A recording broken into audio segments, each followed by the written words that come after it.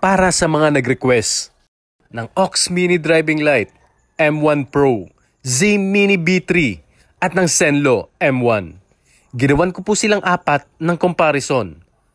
Based na rin sa mga request na ginawa ninyo para mas makita natin kung ano at sino ang mas maganda. Check muna natin itong Z Mini B3. Ito ay may 15 watts at may presyo na 1,950. Ito yung sample ng kanyang white light. Ito ay merong actual na 16 watts. Ito naman yung sample ng kanyang yellow light. Ito ay may actual reading din na 16 watts per bulb. At pagdating sa kanyang combi or mixed light, yung combination ng white at yellow, ito ay may wattage na 15 watts per bulb. Recap lang tayo dito sa Zenlo M1. Ito ay may price na 1.2 at 15 watts per bulb. Marami na akong comparison na nagawa tungkol dito, kaya mamaya itetest na lang natin siya compared sa other brands. At ito na po yung request ng marami, ang OX Mini Driving Light B3. Ito ay may 40 watts according sa box nito at may price na 1,650. Ito yung naka-highlight sa box 40 watts. Pero nung chinek natin yung kanyang actual dito sa ating power supply, tulad nitong white light niya, lumalabas lang na ito ay merong 15 watts. 15 watts sa isang bulb. So, sa dalawang bulb, ito'y aabot lamang ng 30 watts. Naka-base yung ating power supply sa 14.5 volts. Yan po yung standard or yung lagi kong ginagamit na voltage. Mas makikita natin mamaya kung meron ba talaga silang pinagkaiba sa liwanag gamit ang ating lux meter. Ito ang ating panghuling unit, ang M1 Pro Extreme version 3. Ito ay may nakalagay na 22 watts. 22 watts per bulb. Yun yung naka-advertise dito. Pero nung chinek natin dito sa ating power supply, tulad ditong kanyang white light, ito ay umaabot lang ng 16 watts. Pati dito sa kanyang yellow light, ito ay umaabot lang ng 16 watts per bulb. Hindi ito umaabot ng 22. At pagdating naman sa kanyang mixed light, ito ay bumaba na at umaabot na lang ng 15 watts. Hindi totoo na umaabot ito ng 22 watts per bulb. Ito naman yung comparison ng Z Mini B3 at ng Zenlo M1. Sa white light lang muna tayo magpo-focus. Z Mini B3 yung nasa ibabaw. At Zenlo M1 naman yung nasa ilalim. Yan yung white light ng dalawang MDL. Medyo yellowish yung ilaw ng M1 compared sa Mini B3 na medyo matingkad ang pagka-white nito. Ito naman yung comparison ng OX Mini Driving Light at ng M1 Pro Extreme version 3. OX yung nasa ibabaw at M1 Pro yung nasa ilalim. Kung mapapansin ninyo, mas maliit lang konti yung size ng ilaw ng OX compared sa M1 Pro na medyo malapad. Pero pagdating sa ilaw or sa liwanag na nilalabas nito, medyo hindi nagkakalayo yung dalawa. Mas makikita yung pagkakaiba nila sa ilaw pag pinagtabi sila sa gilid. Katulad nito, kitang-kita na mas maliit o mas payat yung ilaw na nilalabas ng OX compared sa M1 Pro. Ang sunod ko namang gagawin, sabay-sabay kong papailawin yung apat. Sino yung pipiliin nyo sa apat na to? Yan yung mga price nila. Tignan nyo kung meron bang naiiba sa mga ito. Sa kulay ng ilaw, si M1 lang or si Zenlo M1 lang ang naiiba.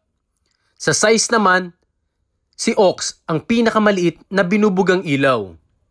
Pagdating naman nila sa yellow light, same na halos. Ang ilaw na binubuga nilang apat, wala nang pagkakaiba. Maliban syempre kay OX Mini Driving Light na maliit or payat yung ilaw nito. Ito naman yung ating lux meter testing. Itetest natin kung gaano kaliwanag ang apat na ito. Unahin natin itong Z Mini B3. Ito yung lux ng kanyang white light. Ito ay umaabot ng 3,200 lux sa loob ng 2 meters na layo.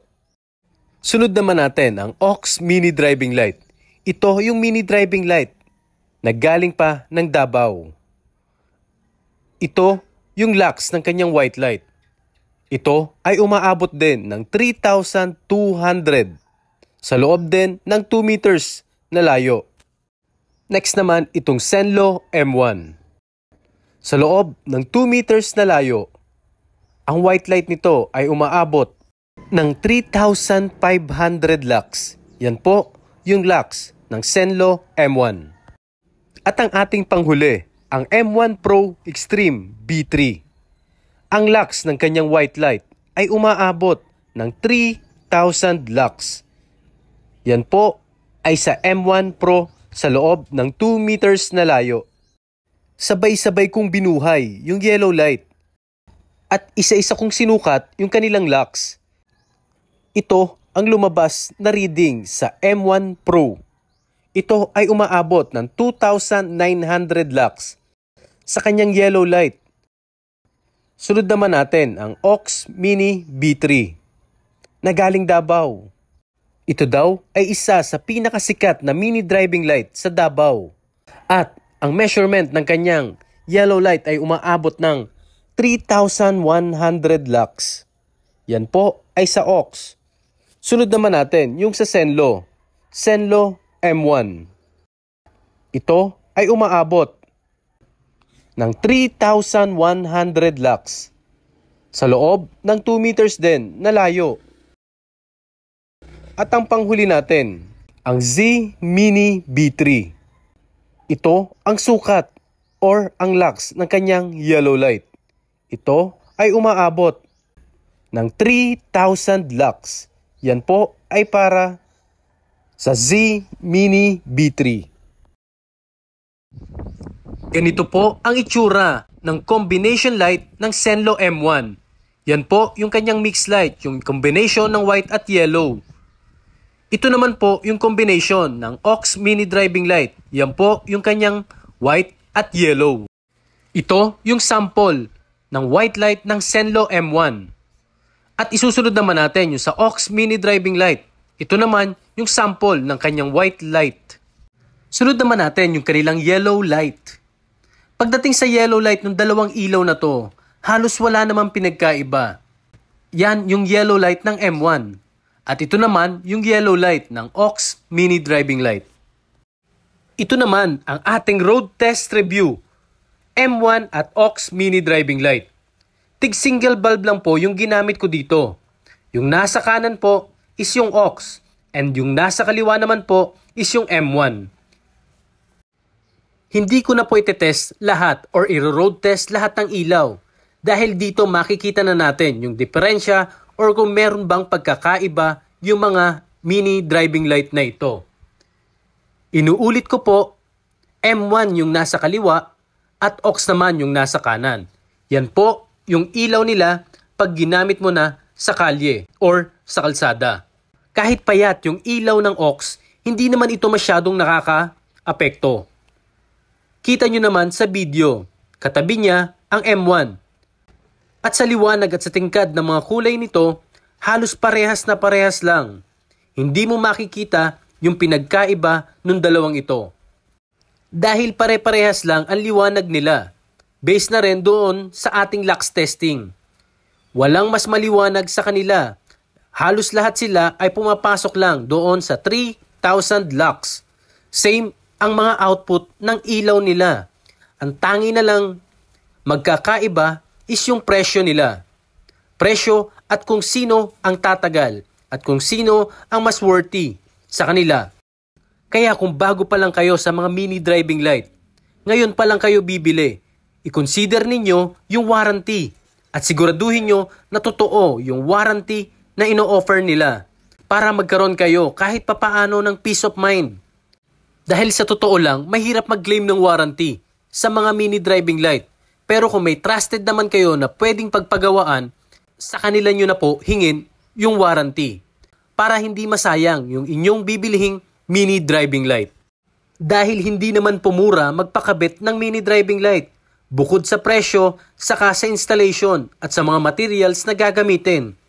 Mas maganda na trusted ang inyong pupuntahan. Maraming salamat po sa panunood ng aking video. Huwag niyo pong kakalimutan mag-like, share at subscribe. Makakatulong pa po sa akin yan para mas makagawa ng mas marami pang video comparison ng mga mini driving light.